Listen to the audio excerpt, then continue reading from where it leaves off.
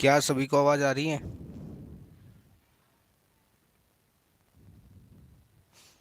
नमस्ते। Ram Ram.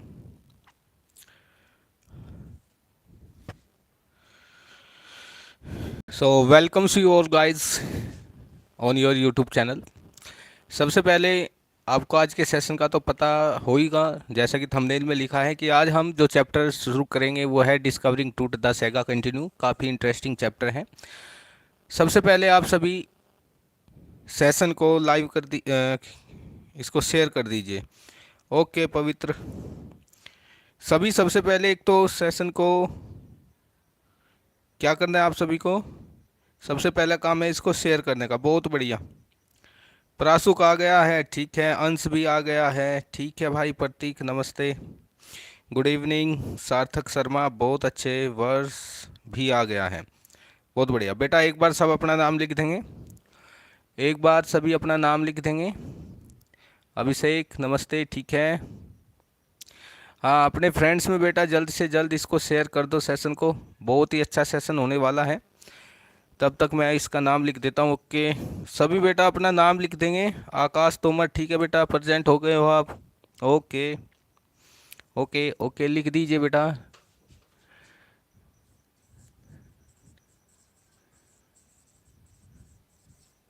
Discovering Tut the saga कॉन्टी new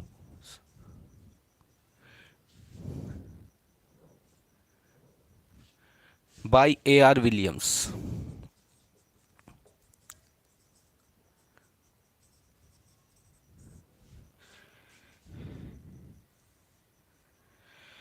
अरे missing कोई नहीं है, ठीक है।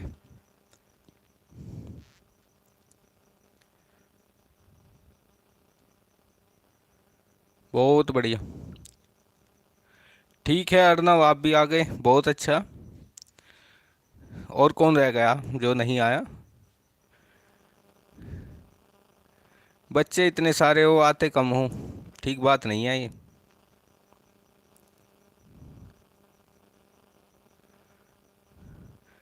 ठीक है अर्नव, अर्नव ठीक है भाई। परिधि भी आ गई है, बहुत बढ़िया।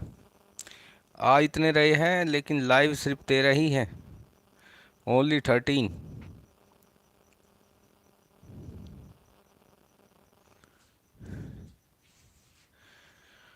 वंश त्यागी, ठीक है भाई, वंश त्यागी।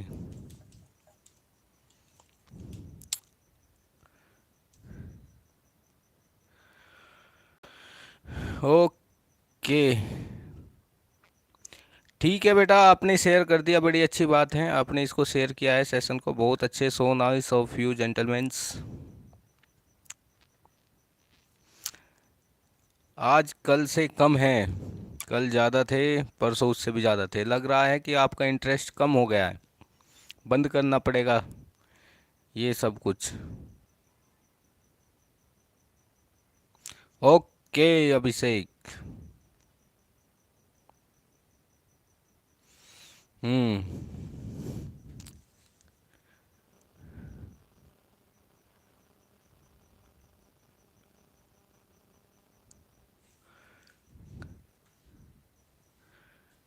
अरे 10 हो गए आप तो।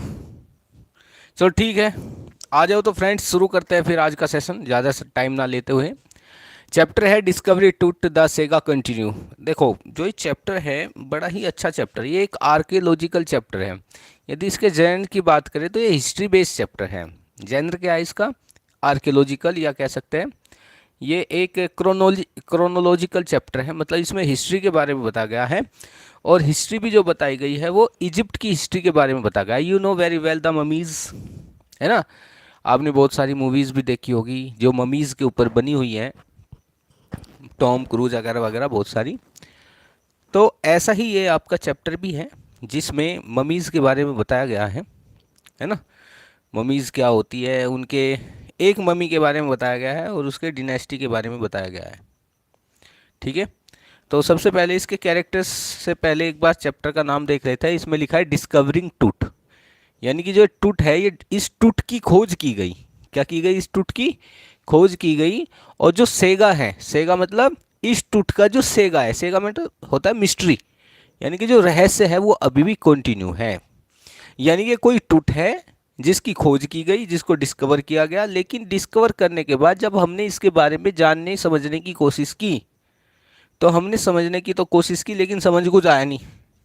अगर समझ आ जाता तो यहाँ पे कंटिन्यू नहीं होता, यहाँ पे कंप्लीट हो जाता है ना। लेकिन जो मिस्ट्री है इसकी, जो इसको समझने की कोशिश की, वो अभी भी हम सुलझा नहीं पाए हैं, है ना। यही ये चैप्टर कहता है।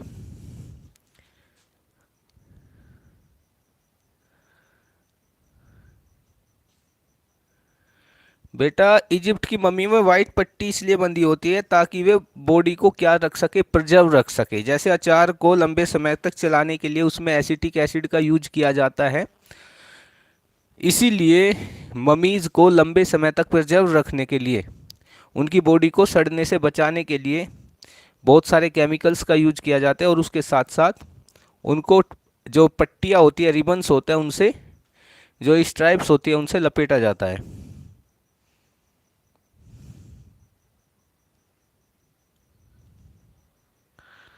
हाँ भाई, इजिप्ट के राजा थे ये। इससे अलग किसी को कोई बात? Good evening, good evening, good evening. इससे अलग बेटा किसी को चैप्टर में कोई डाउट है तो अभी मुझे बता दे, तो मैं उसको ऐसे ही साथ के साथ क्लियर करता चलूँगा।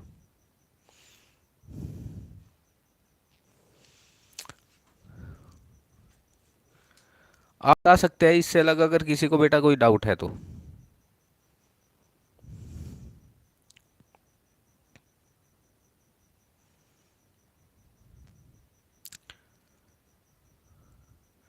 ओके विशाल। हाँ बेटा, पेपर ही बता रहा हूँ, ये एग्ज़ाम के लिए ही है। हाँ, ये टूट कैसे रहा था इसको सबको मैं आज क्लियर कर दूंगा कि टूट कैसे मरा था। यही तो मिस्ट्री है। अरे टूट कैसे मरा था इसलिए तो सैगा अभी तक कंटिन्यू है। इनको नहीं पता, हमें कैसे पता चलेगा कि टूट कैसे मरा था, और तुमको भी पता नहीं चलेगा, है ना। टूट कैसे मरा यही तो यहाँ पे लिखा है ना, सेगा कंटिन्यू। अच्छा भाई, कौन सी खिलाओगे?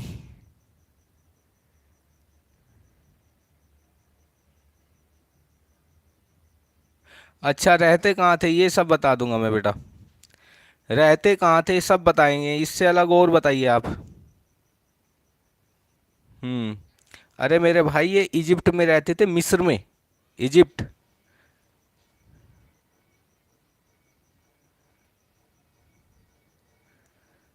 भैया अभी तो लाइव से ही फुर्सत नहीं है। अच्छा। हाँ भाई, इजिप्ट में। देखो, मैंने कहा था ना आज तुम्हें कि डीजे बजेगा, और डीजे बज भी गया है। क्या किसी को आवाज़ आ रही है? किसी को डीजे की साउंड आ रही हो तो बताएं।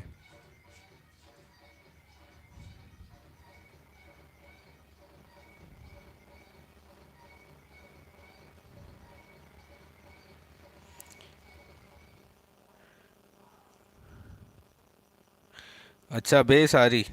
चलो ठीक है, आ रही है नहीं आ रही है, जल्दी से चैप्टर को कंप्लीट कर लेते हैं, नहीं तो भैया फिर कुछ नहीं सुनाई देगा, ठीक है।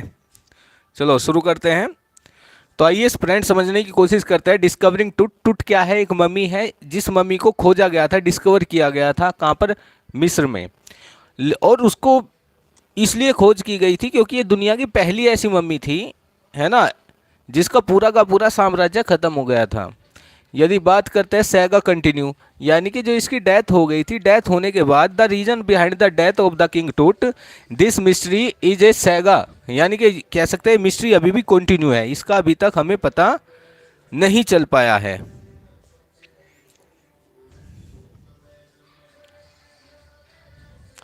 ओके बेटा, अब ऐसा करो, आप कमेंट से ध्यान हटाइए और शिफ्ट हो जाइए मेरे लेक्चर पर, ठीक है।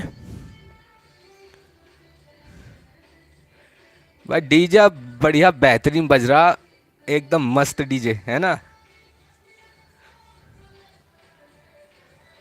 मस्त गाना बज रहा है, एकदम बेहतरीन।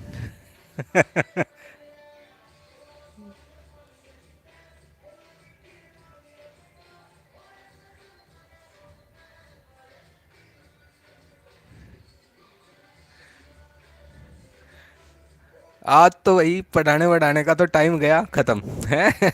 काम कुछ और ही शुरू करना पड़ेगा।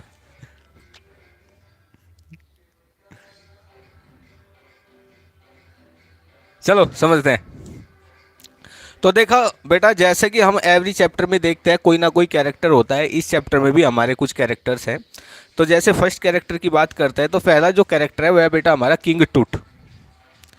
क्या है? किंग टूट। फर्स्ट कैरेक्टर किंग टूट है। थोड़ा किंग टूट के बारे में जानने की कोशिश करते हैं, समझने की कोशिश करते हैं। तो किंग टूट की बात करते हैं। तो आलिया बाद में नाचेंगे। तो किंग टूट को समझने की कोशिश करते हैं।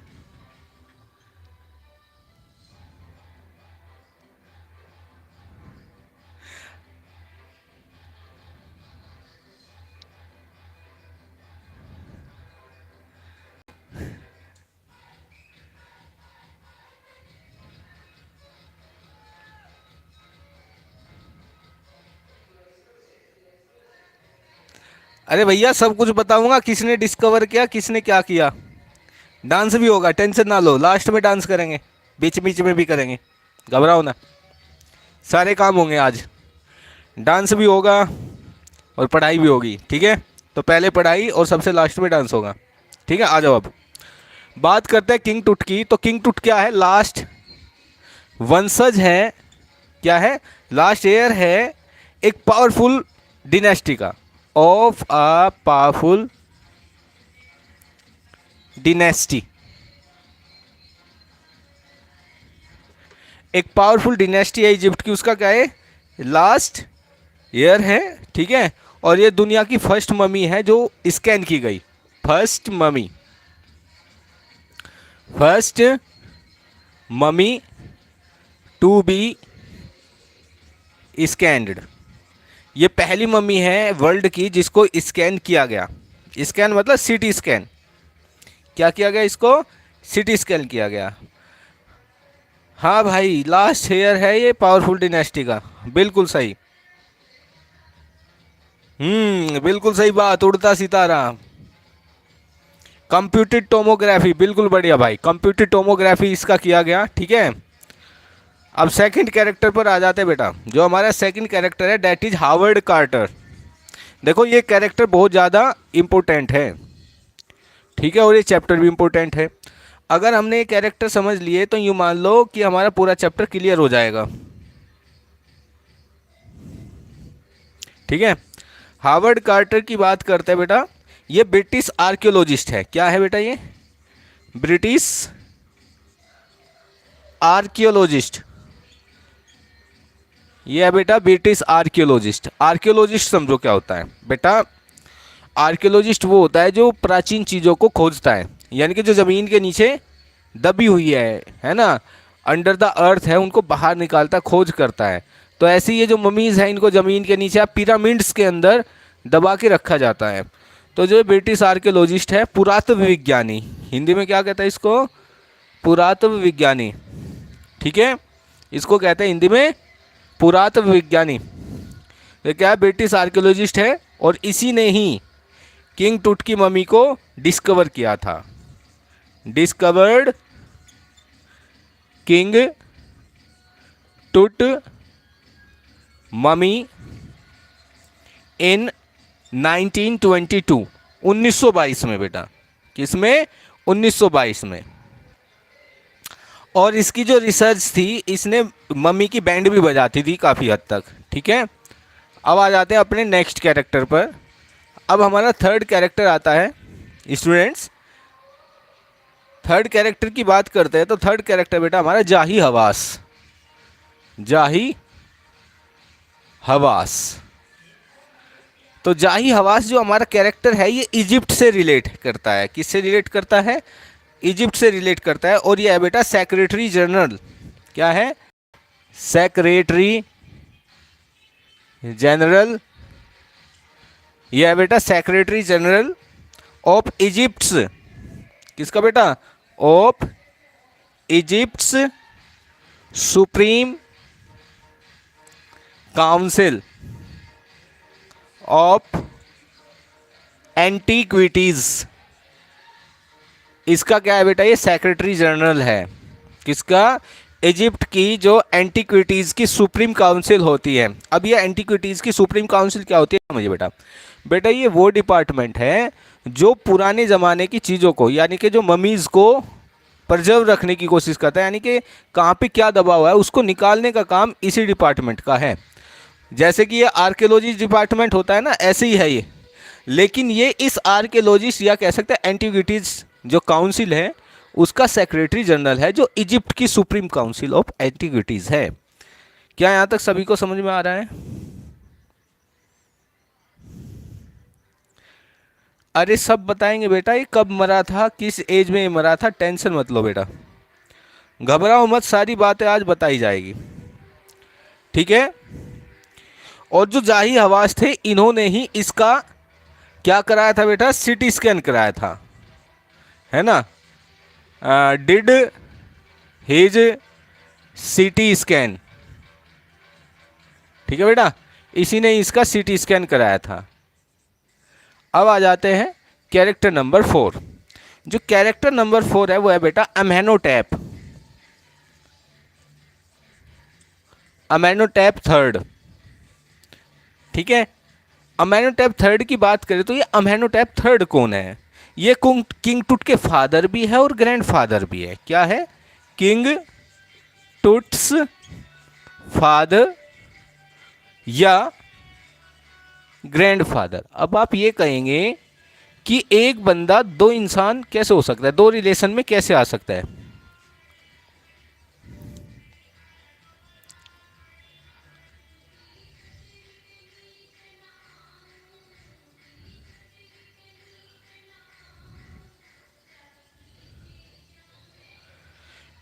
अरे मेरे भाई, सुपर चैट से क्या करना आपको? देख मेरे भाई, किसी को सुपर चैट भेजने की नीड नहीं है, और मेरे चैनल पर अभी तक ये सुपर चैट भी नहीं हुआ है। जो ये आपका चैनल है ये अभी तक कम्प्लीटली सब्सक्राइब, वो क्या कह सकते हैं, मोनेटाइज नहीं हुआ है। अभी तो इसके सब्सक्राइबर भी पूरे नहीं हुए हैं, है ना।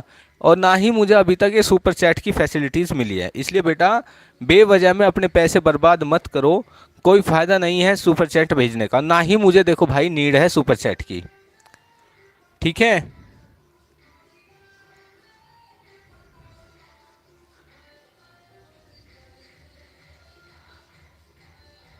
ठीक है भाई, इसलिए मैंने पहले ही कहा था कि ये चैनल आपके लिए है, फ्री ऑफ कॉस्ट है। इस चैनल से मुझे आपसे कुछ नहीं चाहिए, आप सिर्फ पढ़ लीजिए, यही काफ़ी है हमारे लिए।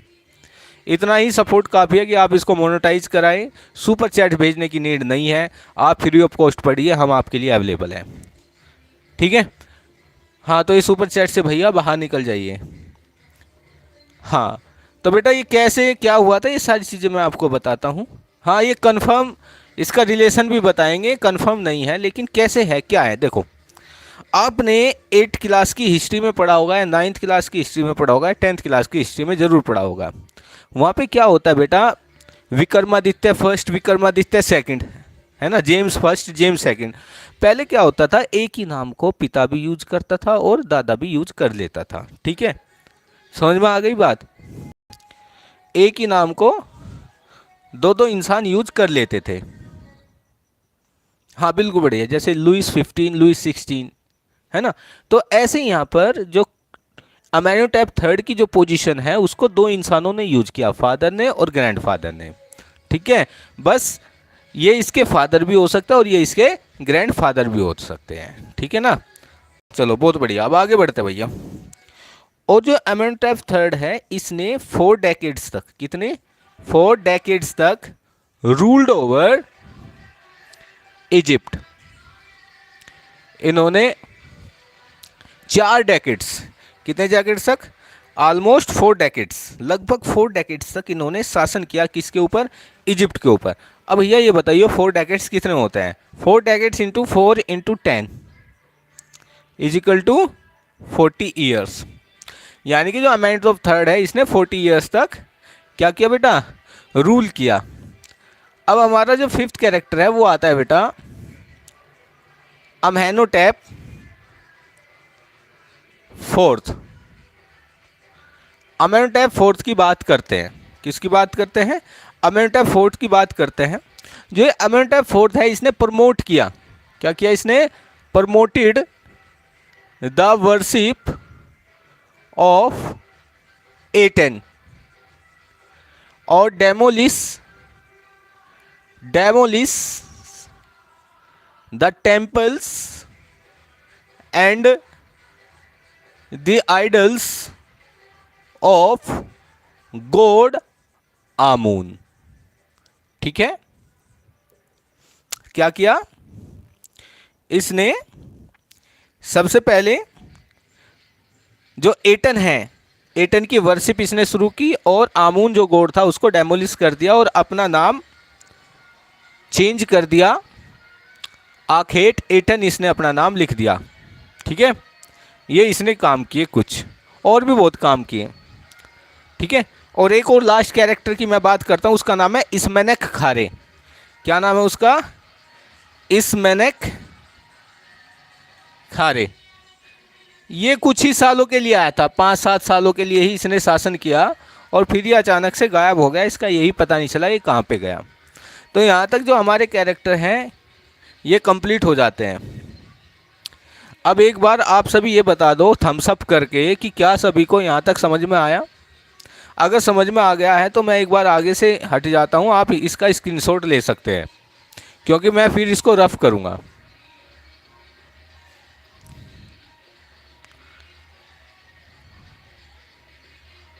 ठीक है, okay done, good, I hope all are you understand, good.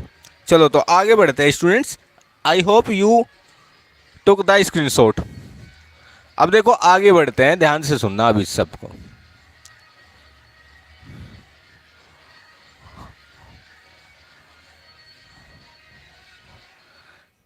देखो अब हम चैप्टर की स्टार्टिंग करते हैं और ध्यान से सुनना होता क्या है। देखो सबसे पहले हम किंग टूट के बारे में थोड़ी बात करेंगे और फिर आगे बढ़ते जाएंगे। देखो भाइयों, किंग टूट की बात करता है, जो किंग टूट है उसकी जो डेथ हो गई थी वो एज ए टीनेजर मर गया था। ठीक है, अब टीनेजर कितना होता है, 15-16 साल की उम्र होती है टीनेजर की। कितनी होती है, 15-16 साल की उम्र होती है टीनेजर की।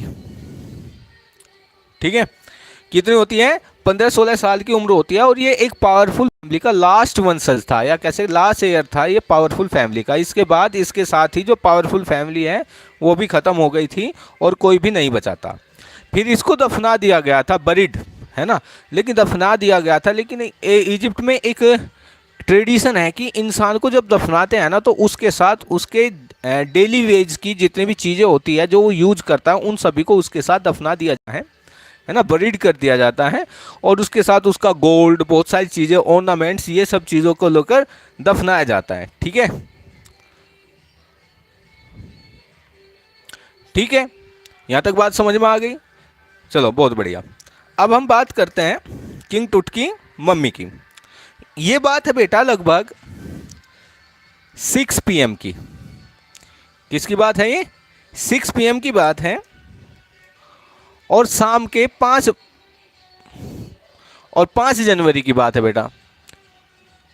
कितनी की बात है, 5 जनवरी 2005। ये डेट याद रखना, यानी कि 6 PM 5 जनवरी 2005 है ना, इसकी बात है। इस दिन किंग टूट की मम्मी का क्या हुआ था, CT स्कैन हुआ था। क्या हुआ था, इस दिन किंग टूट की मम्मी का CT स्कैन हुआ था।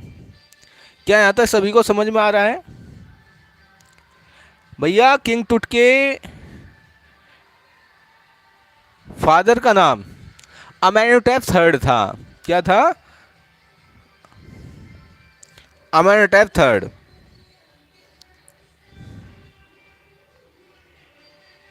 ठीक है, तो होता ये है, किंग टूट की मम्मी को जो दफनाया गया था उसको ध्यान से देखिए कहाँ पे दफनाया गया था भैया। ये है एक घाटी, एक वैली है। ये क्या है, एक वैली, वैली ऑफ किंग्स। क्या कहते हैं इसको, वैली ऑफ किंग्स, यानी कि राजाओं की घाटी। और इसी की बराबर में एक और वैली है जिसका नाम है वैली ऑफ क्वींस। कहने का मतलब यह है, इनके यहाँ पर अगर राजा मरता था तो उसको यहाँ पर इस वैली ऑफ किंग्स में दफनाया जाता था, रानियां मरती थी तो उनको कहाँ बरीड किया जाता था, वैली ऑफ क्वींस। अब यहाँ पे क्या है, इस वैली में क्या है, एक टॉम है। क्या है, एक टॉम। ये भैया बना दिया हमने टॉम। ये क्या है, एक मकबरा है, ठीक है। और इस टॉम में किंग टूट को दफनाया गया है अंदर। अब देखो भैया, ये है इस मकबरे का गेट। क्या है, यह इस मकबरे का गेट। लेकिन इस मकबरे में जब अंदर जाते हैं, कब, 5 जनवरी की बात कर रहा हूँ मैं, तो 5 जनवरी को अंदर जाते हैं तो इसमें बुरेल्स है। क्या है, बुरेल्स। मुरेल्स का मतलब क्या होता है, मुरेल्स का मतलब ये होता है चित्रकारी, यानी कि अंदर की साइड जो दीवारें हैं उसके ऊपर आर्ट फैक्ट्स लगाए गए, चित्रकारी निकाली गई नक्काशी से, यानी कि छेनी हथौड़े से तोड़ तोड़ के पत्थर में बहुत अच्छे अच्छे सुंदर सुंदर नक्काशी की गई है। ये तो हो गया इसका टॉम। ये क्या है, इसका टॉम। अब इस टॉम में अंदर इसकी क्या है, कब्र है।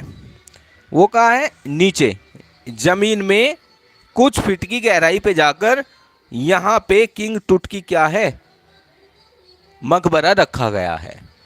तो 5 जनवरी 2005 को शाम के 6 बजे इस मकबरे को यहाँ से निकालकर यहाँ लाया जाता है और यहाँ पर इसका सीटी स्कैन किया जाता है। क्या किया जाता है, यहाँ पे इसका सीटी स्कैन किया जाता है। ठीक है भाइयों, क्या यहाँ तक बात समझ में आई। और जब इसको यहाँ पे निकाला जाता है तो अचानक से क्या हो जाता है, जो एटमॉस्फेयर है वो बहुत ज़्यादा स्कैरी हो जाता है। क्या हो जाता है, एटमॉस्फेयर यहाँ पे बहुत ज़्यादा स्कैरी हो जाता है। एटमॉस्फेयर कैसे स्कैरी हो जाता है, डार्क बैलेड क्लाउड्स, यानी कि जो क्लाउड्स हैं वो बहुत ही डार्क हो जाते हैं। पहले आसमान बिल्कुल साफ था लेकिन यहाँ पे आसमान बिल्कुल काला हो जाता है। तेज़ तूफान चलने लगता है। कौन सा तूफान, डस्ट स्टॉर्म, धूल का, रेत का तूफान यहाँ पे चलने लगता है। बस जो ये एटमॉस्फेयर है ना, जो ये स्कैरी एटमॉस्फेयर है वो सिर्फ किंग टूट के टॉम के ही चारों तरफ है, बाकी और कहीं नहीं है। पूरे इजिप्ट में बिल्कुल मौसम साफ है। जो ये प्रॉब्लम है ये सिर्फ कहाँ पे है, किंग टूट के मकबरे के पास है, यानी कि मकबरे के पास है।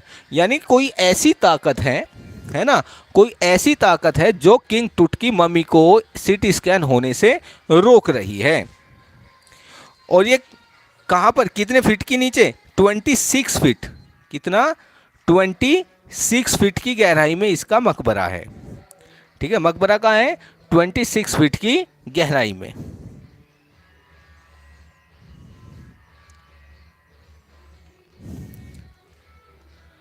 आगे बढ़ते हैं भाई। अब प्रॉब्लम ये है कि जो ये किंग टूट है, कौन है ये, किंग टूट है, इसकी जो डेथ हुई थी वो 3300 ईयर्स एगो हुई थी। यानी कि जब ये चैप्टर लिखा गया उस चैप्टर के लिखने से 3300 साल पहले ही इसकी डेथ हो गई थी। ठीक है।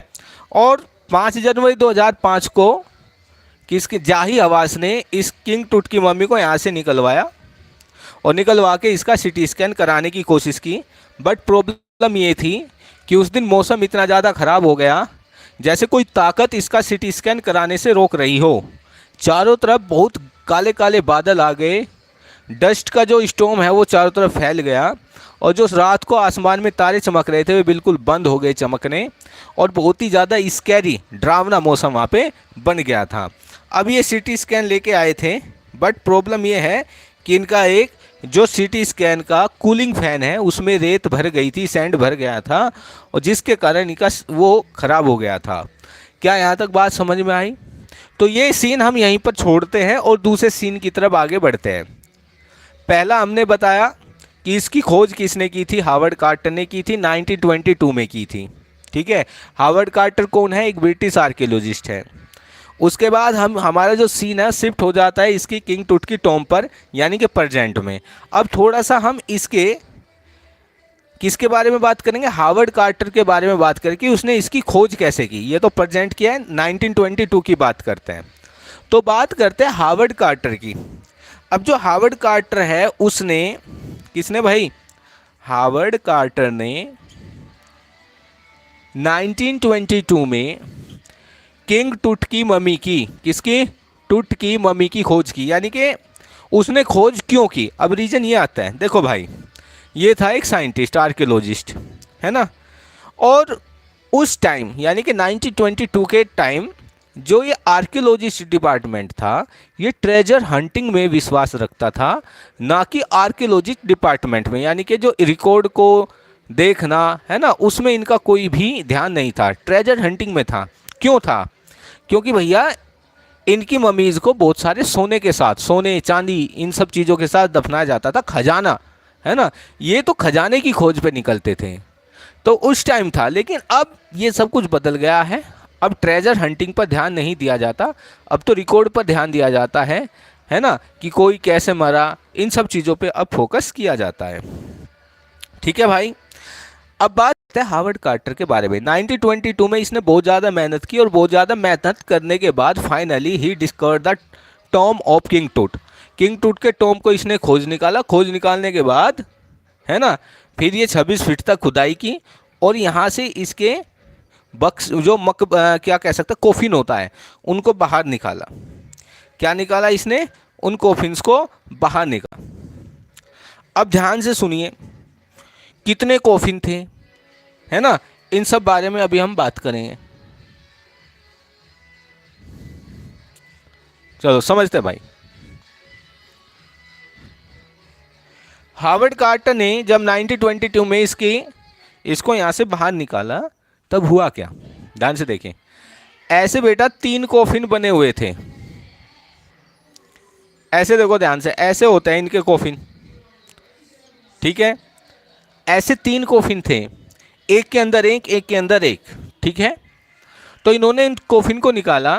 तो हार्वर्ड कार्टर अपनी खोज में ये सब चीज़ें लिखता है, वो बताता है कि जब हमने इसके मकबरे से बाहर निकाला इसके कोफिन को तो हमें 3 कोफिन मिले, एक के बाद एक के बाद एक, है ना। तो सबसे पहले जब हमने कोफिन को खोला तो खोलते ही हमें उसमें क्या मिला, ध्यान से सुनना। कोफिन को खोलते ही हमें उसमें एक और कोफिन मिला, ठीक है। क्या मिला?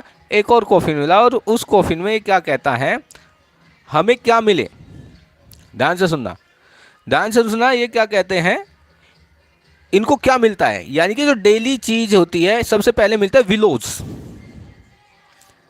है ना। सबसे पहले मिलता है इसको फ्लावर्स मिलता है भैया। क्या मिलते हैं? फ्लावर्स मिलते हैं, ठीक है। क्या मिलता है इनको? फ्लावर मिलता है। कफन मिलता है और कफन के ऊपर क्या मिलता है? कुछ फ्लावर मिलते हैं, ठीक है। कुछ में क्या मिलता है? फ्लावर। एक मिलता है गार्लैंड, एक क्या मिलती है? गार्लैंड, गार्लैंड ऑफ विलो, यानी कि विलो एक फूल होता है। विलो क्या होता है? एक फ्लावर होता है और उसकी माला क्या मिलती है? उसकी माला मिलती है। वाइल्ड क्लैरी, एक क्या मिलती है? वाइल्ड क्लैरी, क्लैरी होती है अजवाइन, जंगली अजवाइन मिलती है। जंगली अजवाइन के साथ साथ इनको यहाँ पे मिलता है भैया लोटस पेटल्स, लोटस पेटल्स यानी कि कमल के फूल की कुछ पत्तियाँ मिलती हैं। और मिलते हैं भैया कॉर्न फ्लावर्स, ओलिव लीव्स भी मिलती हैं। क्या मिलते हैं? ओलिव लीव्स, यानी कि जो जैतून होता है उसकी पत्तियाँ भी मिलती हैं। और एक मिलता है कॉर्न फ्लावर्स, कॉर्न फ्लावर्स, ये चीज़ें मिलती हैं, है ना। जब ये पहला कोफिन खोलते हैं तो ये चीज़ें उसमें मिलती हैं, ठीक है।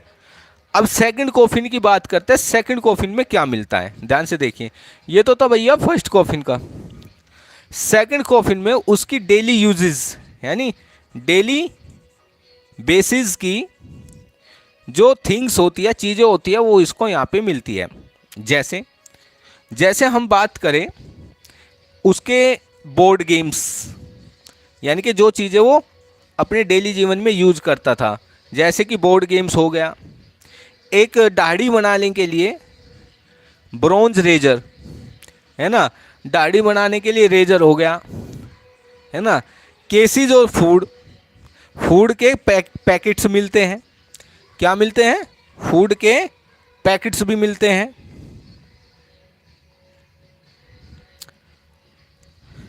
बेटा सारी बात बताएंगे।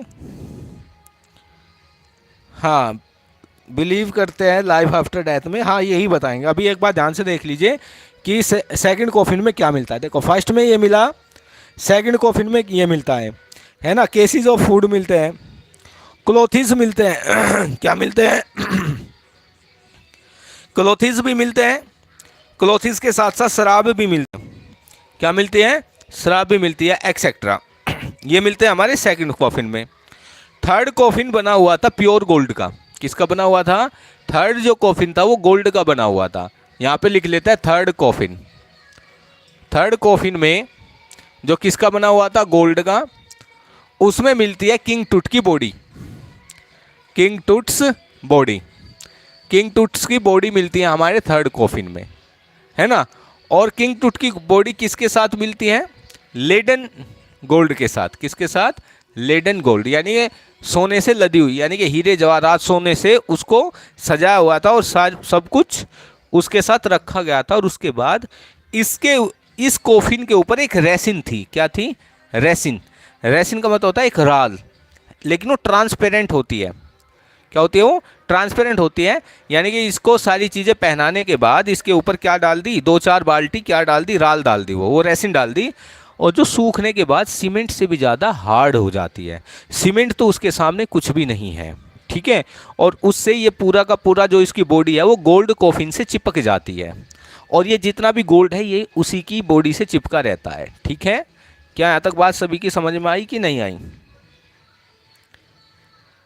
एक बार थम्स अप कर दो अगर यहाँ तक बात समझ में आ गई है तो।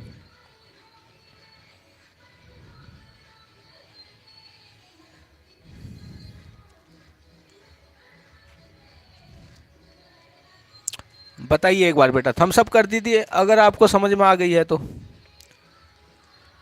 अगर यहाँ तक क्लियर है बेटा चैप्टर तो थम्स अप कर दीजिए, फिर आगे बढ़ेंगे।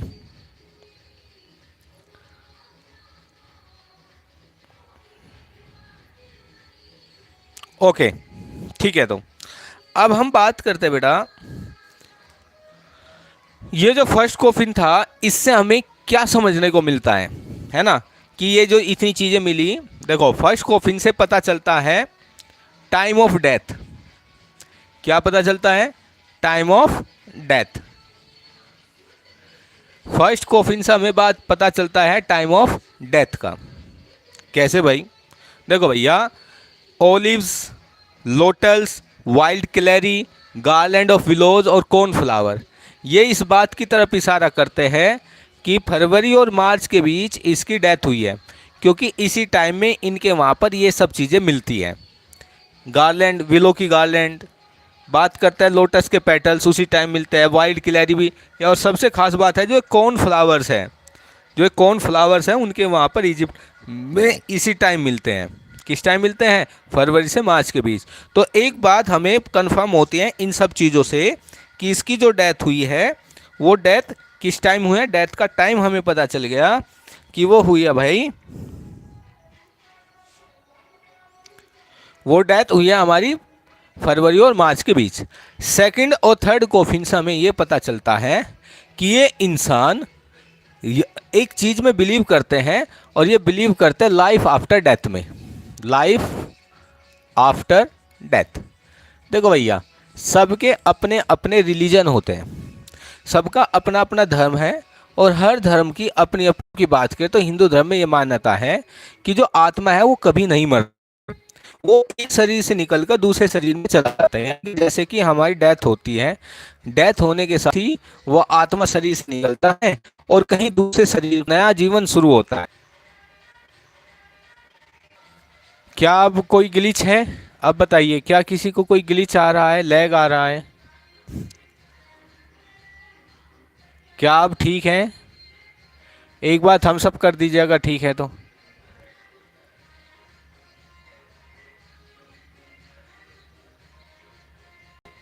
अगर सब कुछ ठीक है तो एक बार थम्स अप कर दीजिए। देखो नेटवर्क की प्रॉब्लम हो सकती है। ओके, ठीक है। तो हम कह रहे थे बेटा, थोड़ा रिपीट कर देते हैं, क्या पता कहाँ से ग्लिच आया, तो यहाँ से रिपीट कर देते हैं कि जो फर्स्ट कॉफिन है इसमें जो ये olive leaves, corn flowers, lotus petals, white clary, ये सब चीज़ें मिलती है। ये इस तरह ये बताती है कि टाइम ऑफ डेथ, यानी कि इसकी जो मृत्यु हुई किंग टूट की वो कब हुई, है ना। मैनर ऑफ डेथ नहीं बताता, ये बताते टाइम ऑफ डेथ। कैसे पता चलता है? क्योंकि जो कॉर्न फ्लावर है ये जो कॉर्नफ्लावर है ये बेटा फरवरी और मार्च के दौरान ही उगते हैं, है ना। इनके वहाँ पर जो मक्का है वो फरवरी और मार्च के दौरान ही उगती है, ठीक है। जो मक्का है वो किस टाइम, फरवरी और मार्च के दौरान ही उगती है।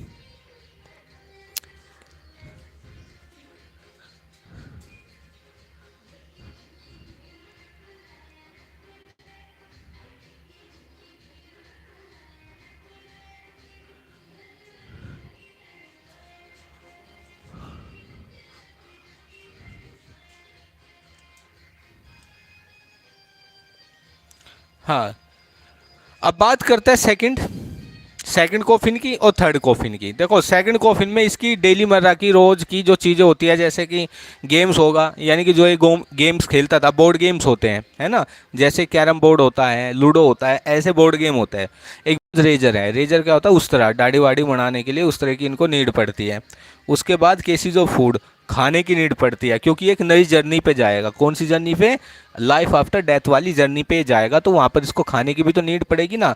ऐसा कौन मानता है, ऐसे इजिप्ट ट्रेडिशन में, इजिप्ट जो कल्चर है वो मानती है। कपड़े भी दिए, शराब भी दी, यानी कि डेली जीवन में जो जो राजा यूज करता था वो सब कुछ उसको।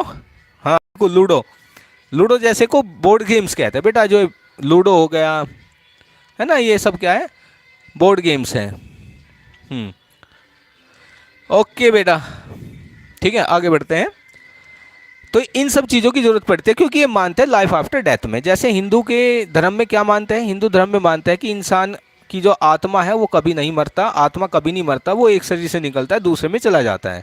लेकिन इनके यहाँ पर ये मानता है कि जब इंसान मर जाता है, मरने के बाद उसकी एक नई लाइफ शुरू होती है, जिसको कहते हैं लाइफ आफ्टर डेथ। तो उस लाइफ को पूरा करने के लिए, यानी कि लाइफ आफ्टर डेथ को पूरा करने के लिए, मरने के बाद जो उसकी लाइफ शुरू होती है, उसमें उसको चाहिएंगे ये सब चीज़ें, यानी कि डेली यूज़ की चीज़ें, है ना, ये सारी चीज़ें उसको चाहिएगी।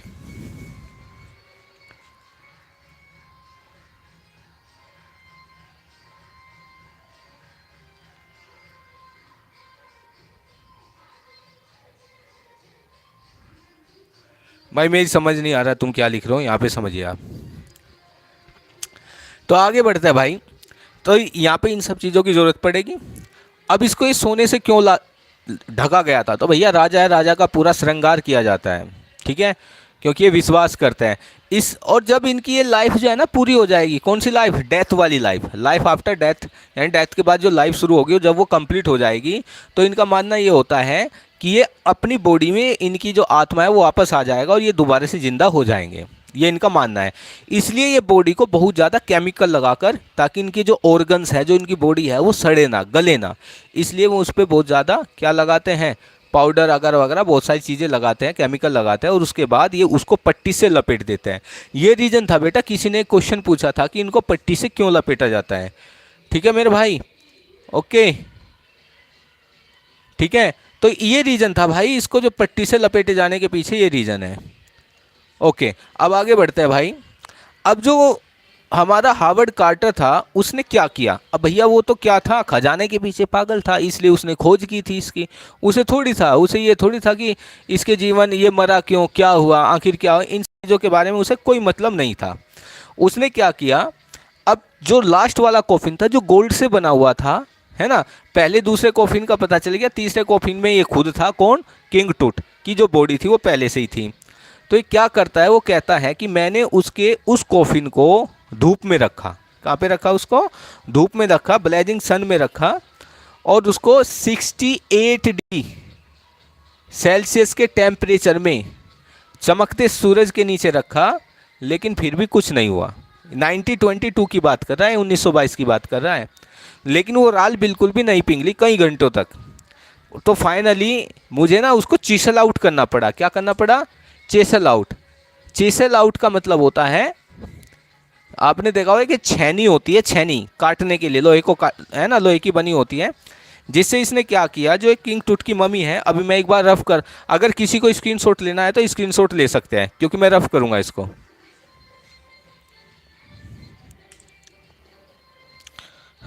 तो होता ये है, थर्ड कॉफिन से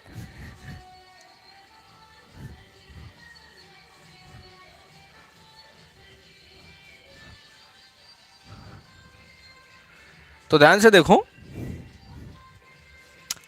थर्ड कॉफिन में ये है किंग टूट, और किंग टूट के ऊपर क्या है, राल, और ये क्या है, इसके ऑर्नामेंट्स। और यहाँ पे भी सभी क्या रखे हैं, यहाँ पे इसके ऑर्नामेंट्स रखे हैं बहुत सारे किंग टूट के। अब इसको ये धूप में भी रखता है, लेकिन ये राल ना मेल्ट नहीं होती, फाइनली इसको चीसेल आउट करना पड़ता है। मैंने क्या कहा था, चीसेल आउट। चीसेल आउट का मतलब होता है छेनी से काट कर अलग करना। तो यहाँ पर हार्वर्ड कार्टर लिखता है अपने लेटर में, अपनी खोज में, अपनी डिस्कवरी में, कि मैंने उसके मेजर जो जॉइंट्स हैं उनको काट के उसको अलग कर दिया, क्योंकि मुझे वो गोल्ड कॉफिन भी चाहिए था, गोल्ड कॉफिन था जिसमें चिपका हुआ था। तो कहता है कि सबसे पहले मैंने इसके जो मेजर जॉइंट्स हैं, जैसे हाथ के जॉइंट हो गए, यहाँ से पैर के जॉइंट हो गए, इन सबको काट के मैंने इसको अलग कर दिया। गर्दन काट दी, यहाँ से काट दिया, यहाँ से काट दिया, ये काट दिए, यहाँ से ये काट दी, ये नीचे धड़ है ना, ये सब काट के जो मेजर जॉइंट्स हैं उनको काट के अलग कर दिया, और उसको उस बॉडी को उस गोल्ड कॉफिन से भी अलग कर दिया। और फाइनली उसने सारी चीज़ को हटा के, वो कहता फाइनली फिर मैंने उसको वापस से एक वुडन कॉफिन लिया, एक वुडन बॉक्स लिया, और ये है वो वुडन बॉक्स। और इस वुडन बॉक्स में कहता है मैंने उसको रख दिया अंदर की साइड। यहाँ पे कहता है कि मैंने वुडन बॉक्स में इसको सबसे पहले एक लेयर मैंने सैंड की बिछाई, ऐसे सैंड मतलब रेत की, रेत की लेयर बिछाने के बाद फिर मैंने इसके जॉइंट्स को मिला के किंग टूट को मैंने यहाँ पे रख के और वापस उसकी टॉम में रख के छोड़ दिया। ये बात, ये जो डिस्कवरी उसने की थी, इसके बारे में वो बताता है।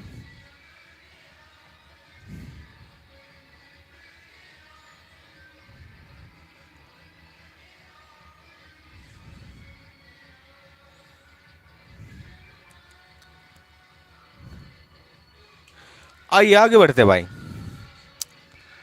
अब ये कहानी यहीं पर ख़त्म हो जाती है। अब जो हम कहानी है उसको आगे लेके चलते हैं, कहाँ पे, 1968 में लेके चलते हैं। 1922 में इसकी खोज हुई। अब बात करते हैं 1922 में किंग टूट डिस्कवर्ड, किंग टूट डिस्कवर्ड बाय हार्वर्ड कार्टर। ये बात हमारी समझ में आ गई। और हार्वर्ड कार्टर ने इसकी मम्मी के साथ बड़ी ही बेरहमी से उसको तोड़फोड़ मचा दी, है ना। मम्मी के साथ क्या की, बहुत ज़्यादा तोड़फोड़ मचाई। ये बात हमने अच्छे से समझ ली। अब बात करते हैं 1968 की। 1968 में एन एनाटॉमी प्रोफेसर, एक एनाटॉमी के प्रोफेसर थे, ठीक है, जिन्होंने पहली बार, first time, X rayed king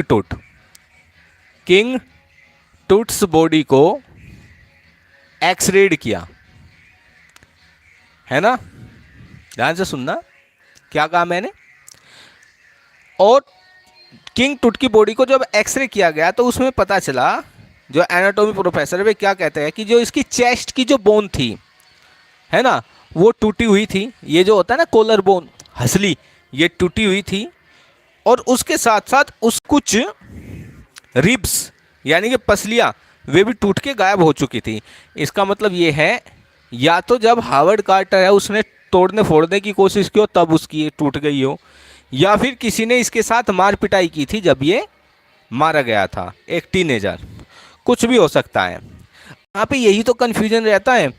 अगर हार्वर्ड कार्टर इसके साथ इतना ज़्यादा दुर्व्यवहार ना करता, इसकी बॉडी के साथ ऐसे, इसके जो मेजर जॉइंट, देखो भाई हार्वर्ड कार्टर ने मेजर जॉइंट्स को काट दिया था, तो यहाँ पर क्या है, ब्रेस्ट बोन आती है और कॉलर बोन आती है। कॉलर बोन मतलब ये हंसली, ये तो उसी टाइम टूट गई थी।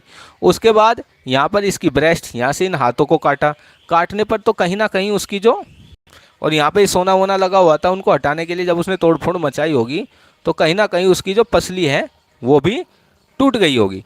तो यहाँ पर जो एक्सरे किया गया था 1968 में, जो एनाटॉमी प्रोफेसर थे उन्होंने बताया कि इसकी हंसली टूटी हुई है और उसके साथ साथ इसकी कुछ पसली भी टूटी हुई है।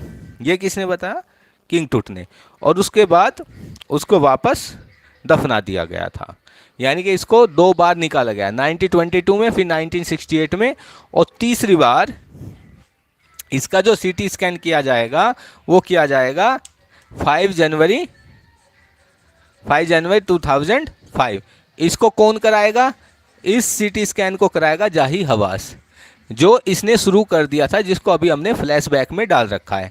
इसमें हम बाद में आएंगे, ठीक है। ये इसके सीटी स्कैन को कराएगा। ये 3 मेजर डेट्स हैं। लेकिन अभी हम आ जाते हैं किंग टूट के परिवार के बारे में। इसके बारे में अभी हम समझ लेते हैं।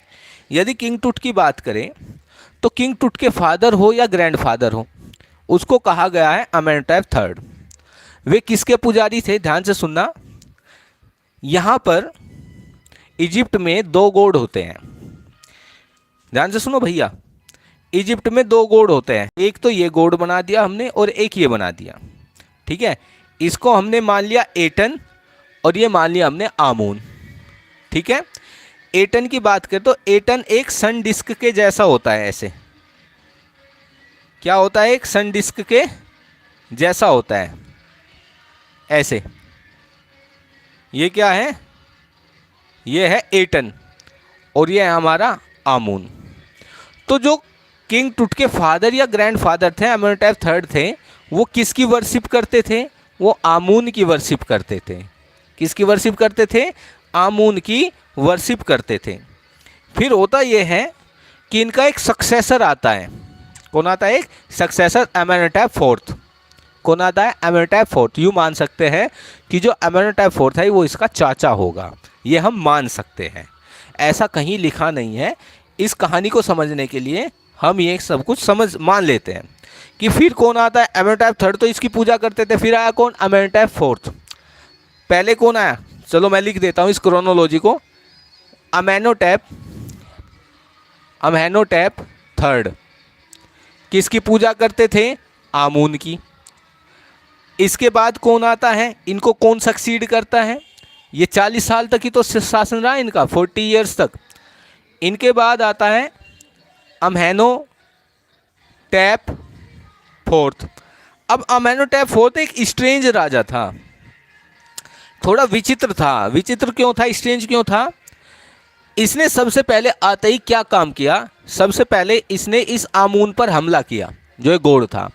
सबसे पहले तो इसके सारे टेंपल को बंद कराया, जितनी भी इसकी आइडल्स थी उनको हटाया, और उसके बाद इसने अपना जो नाम है उसको चेंज कर दिया। क्या चेंज कर दिया? उसने किसकी पूजा करनी शुरू कर दी? इसको हटाने के बाद उसने एटन की पूजा शुरू कर दी, है ना। किसकी पूजा करनी शुरू की? एटन की पूजा इसने शुरू कर दी। और इसने अपना नाम क्या रख दिया? इसने अपना नाम रखा आखेनटन। आखेन, वो जो कैपिटल होती थी वो होती थी थीबेस। क्या होती थी? थीबेस। इसने थीबेस को चेंज कर दिया। क्या कर दिया? रिलीजियस कैपिटल को चेंज करके, है ना, उसका नाम क्या रख दिया? आखेट एटन। यानी इनकी कैपिटल थी थीबेस। थीबेस क्या थी इनकी कैपिटल? उसको हटाया, है ना। ये तो अपना नेम चेंज किया। ये तो क्या रख लिया इसने? अपना नेम। ये क्या है? इनके कैपिटल। क्या है ये? कैपिटल। थीबेस इनकी कैपिटल है। थीबेस कैपिटल को चेंज करके इसने जो कैपिटल है उस थीबेस का नाम रख दिया आखेट एटन। AKHETATEN। ये इसने उसका नाम रख दिया। अपना नाम रखा आखेटन, अपनी कैपिटल का नाम रखा थीबेस आखेट एटन। और इसको अब प्रेजेंट में किस नाम से जाना जाता है? ध्यान से सुनना, इसी को प्रेजेंट में अमरना के नाम से जाना जाता है। किस नाम से जाना जाता है? अमरना के नाम से जाना जाता है।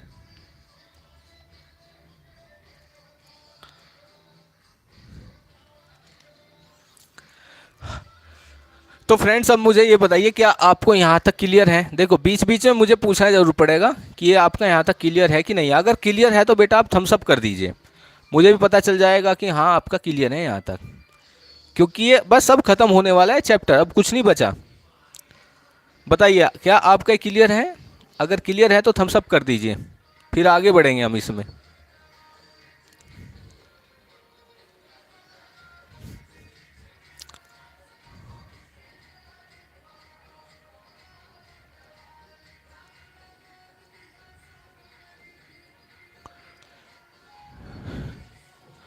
मेरे भाइयों एक बार आप बता दीजिए थम्स अप करके कि आपको क्लियर है क्या। बेटा थम्स अप करने को कहा है, क्रॉस करने को नहीं कहा है। अच्छा सभी को ठीक है। एक बार इसको यहाँ से मैं समझा देता हूँ और फिर इससे आगे कहानी को हम आगे समझने की कोशिश करेंगे, आगे जोड़ने की कोशिश करेंगे। ठीक है भाई, ठीक है ठीक है, आ जाओ तो समझते हैं भाई।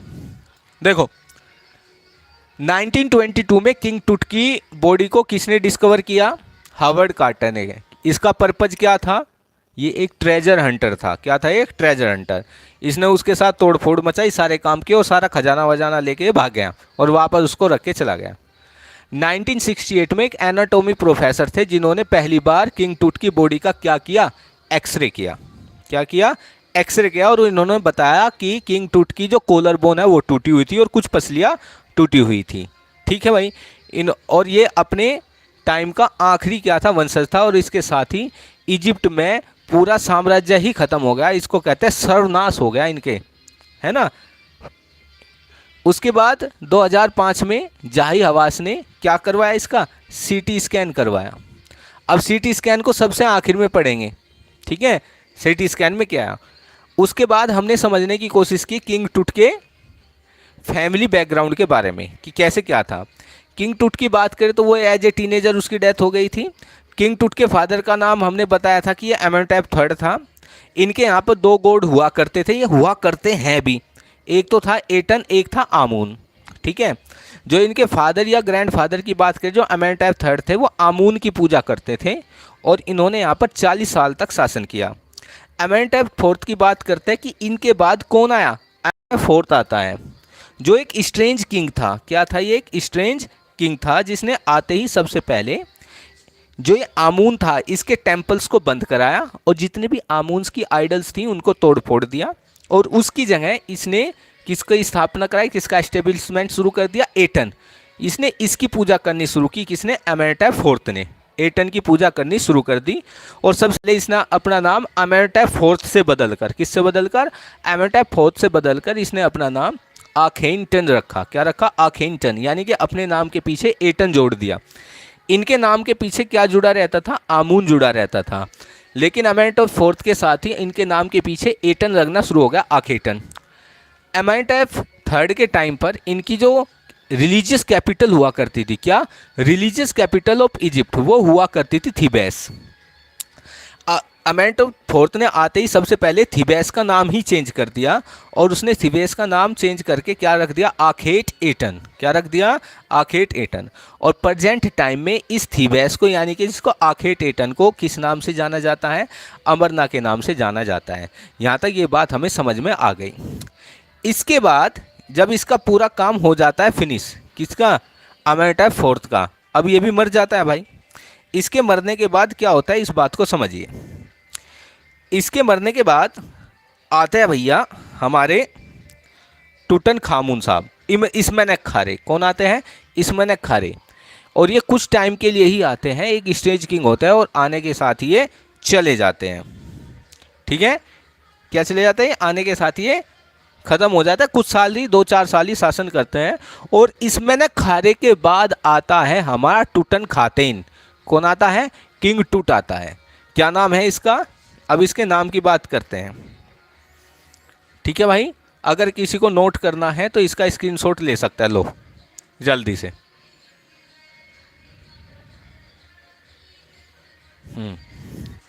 अब आता है मेरे दोस्त, अब आता है टूटन खामून। अब आता है टूटन खामून। अभी ये खामून नहीं है, अभी खामून नहीं है। अभी जैसे ये शासन पे आता है इसमेनेक खारे के बाद, तो इसके नाम के पीछे लगा मिलता है हमें एटन। क्या लगा मिलता है? एटन। तो अभी कौन आया? टूटन खातेन आया। अब इस किंग टूट ने आते ही सबसे पहले जो ये इनका गॉड था एटन, सबसे पहले तो इसने एटन की पूजा ही करनी बंद करवा दी। यानी कि जो काम किसने शुरू करवाया था? एमेनटेप फोर्थ ने, वो काम इसने आते ही इसको बंद करा के और इसकी जगह स्टार्ट कर दिया पहले से वही अमेंट ऑफ थर्ड के टाइम का आमून की पूजा करनी शुरू करवा दी और अपने नाम को बदल दिया, यानी कि एटन को हटाकर अपने नाम के पीछे इसने लिख दिया आमून। तो अब इसका नाम क्या बन गया? तुतन खामून। ठीक है, इसने सारा काम अच्छा किया, बट अनफॉर्चुनेटली ये मर जाता है ना। क्या होता है? ये मर जाता है, लेकिन इसके मरने के कोई साइन हमें पता नहीं चलते कि ये क्यों मरा। यानी कि एक टीनेज में ये मर जाता है, 15-16 साल की उम्र में ही इसकी डेथ हो जाती है। और इसने टोटल 9 ईयर्स तक, कितने? 9 ईयर्स तक इसने इजिप्ट पर शासन किया। कितने साल तक? इजिप्ट पर 9 ईयर्स तक इसने शासन किया और ये मर जाता है।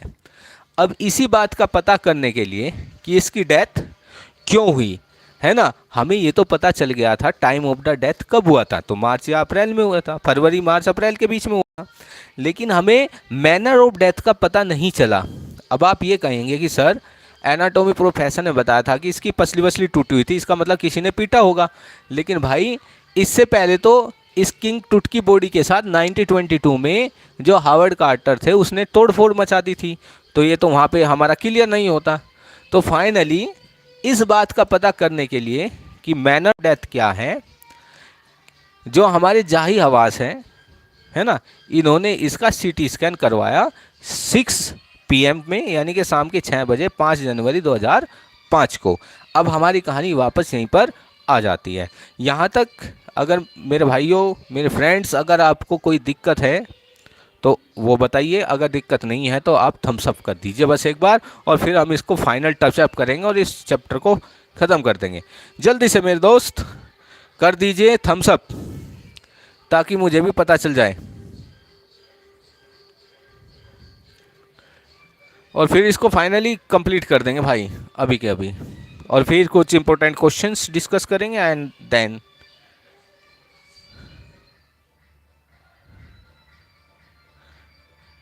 ठीक है।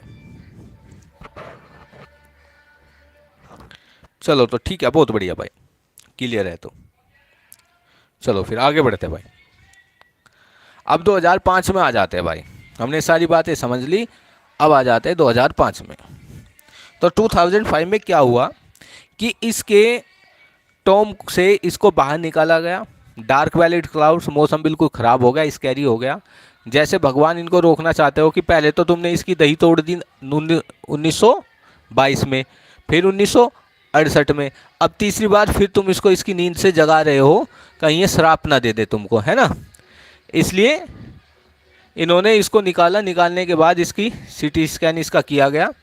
इनके पास एक और है ना, मैंने बताया था ना, इनका जो फैन था सीटी स्कैन का, कूलिंग फैन था, उसमें रेत भर गया था, तो इनके पास एक और सीटी स्कैन का फैन रखा था, है ना, पोर्टेबल।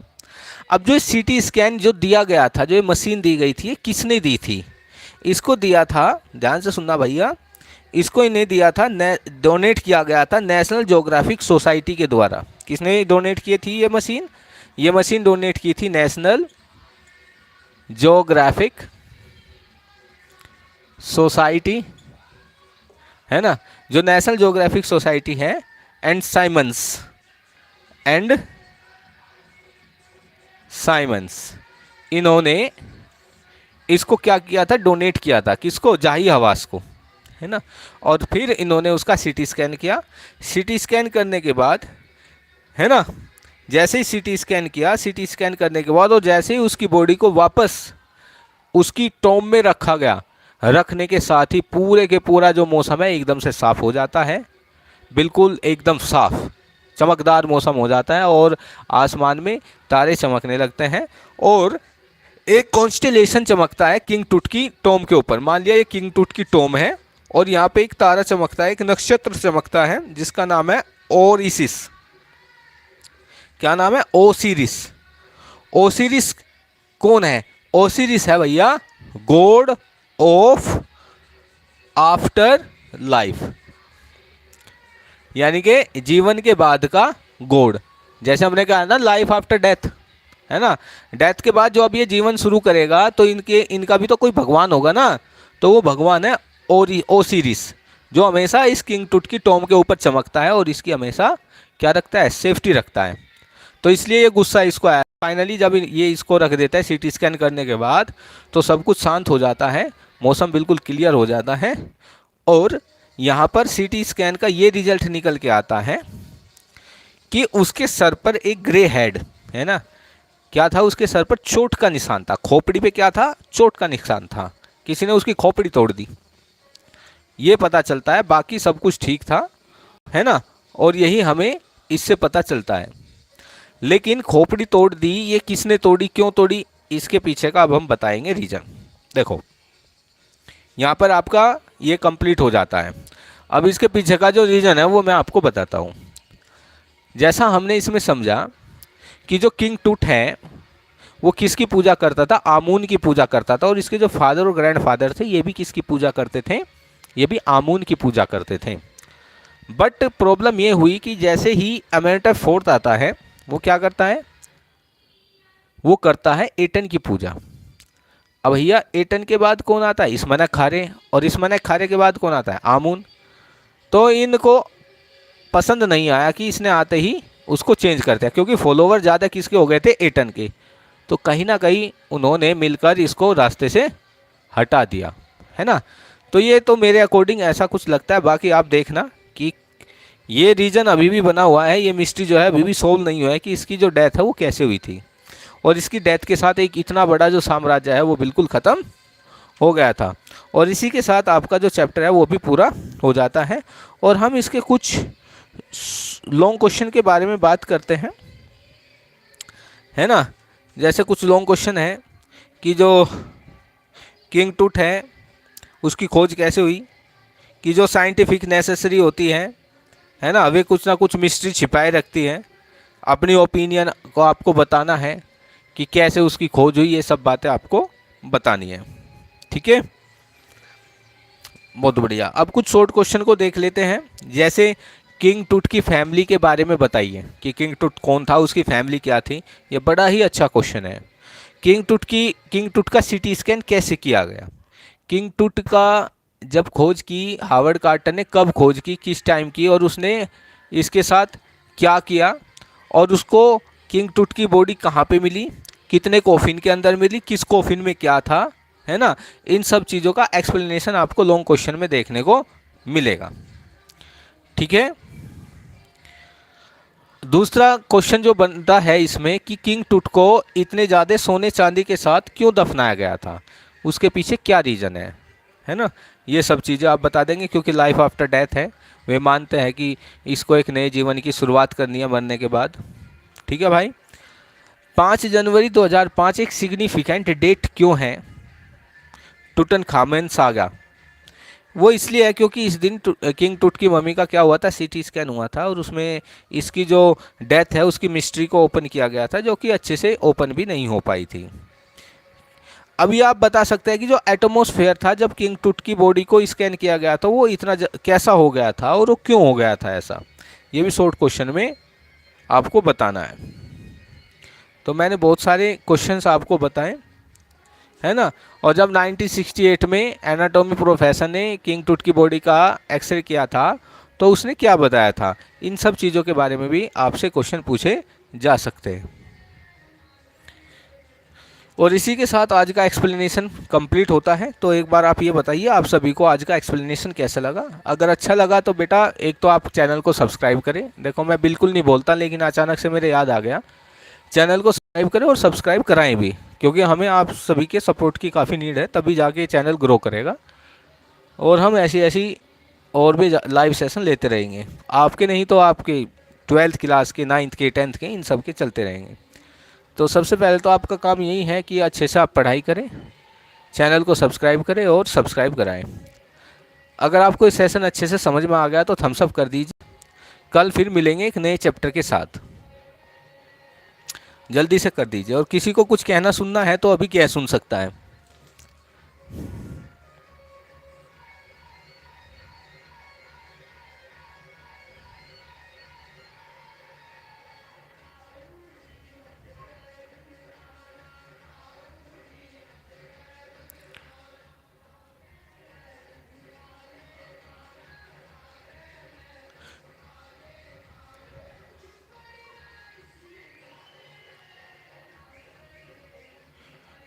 चलो तो ठीक है स्टूडेंट्स, मिलते हैं फिर कल। Okay students, bye bye, good night.